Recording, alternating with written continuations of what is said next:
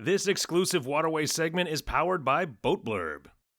I am very excited about this one. And before I move on, because I am genuinely thrilled, John Dewar, thanks so much. Pleased to meet you, Steve. Nice to meet you, and pleased to meet one of your multiple Amphicars. There weren't many made, there aren't many left. Tell me why you have one, let alone 3, or is it 4? How many do you have?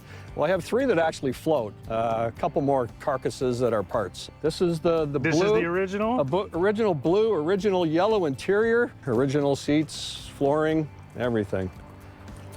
Built in Berlin, and they shipped them to the US, and by '68 they wouldn't pass emission standards anymore, so the company went bankrupt because they couldn't supply anymore to the States. Size of motor, it's got a whopping 43 horsepower. And there's twin props. Twin props. Almost like a PTO that you engage inside the dual activated transmission. You can actually run the land transmission in the water, but it doesn't make any sense until you leave the water, because that's where you need the traction to pick up the ramp to get out. So just a really weird transmission system, kind of cool.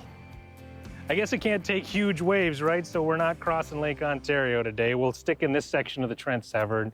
Don't worry, New York, we'll see you another day. I am excited. All right, let's do this thing. Onward.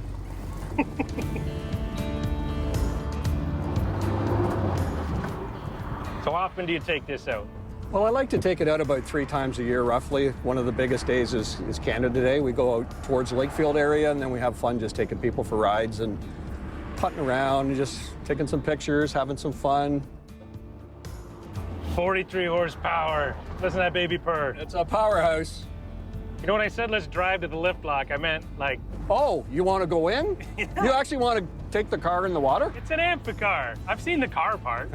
I want the Amphi part. Oh, okay, well, let's do it.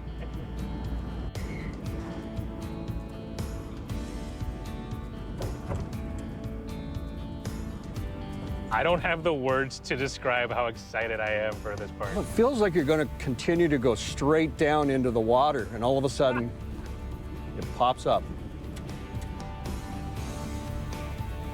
Wait for it. There it is.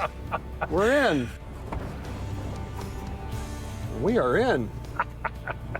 We are in the canal. I saw the props. How are you steering? Well, the rudders are your front tires, sir. No And way. we use the steering wheel to move ourselves left and right, which is, as they call it, a bad boat and a bad car, all in one. Man, these traffic jams, eh? My gosh. What is that? Hey, Chad! Steve? 3,000 boats and 1 car, fella. Is that one of those amphibious cars? Update your stats. You heard it here first. The Trent-Severn Waterway now takes amphibious cars. We opted not to go up the lift lock, and John relinquished controls, which gave me a good chance to ask a very important question. How do you even get into this sort of thing?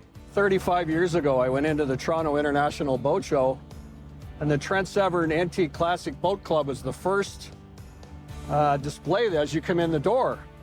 And I just went in to look at the lovely wooden boats, and I looked over in the corner, and there was this guy sitting there with a car. And I went over and I said, "What is this, mister?" He said, "This here is an Amphicar. It floats." I said, "You gotta be kidding." He said, "No, it's a car, and it goes in the water." And I thought, someday I have to have one of those vehicles. And here we are. We're out cruising the Trent-Severn Waterway. It's fantastic.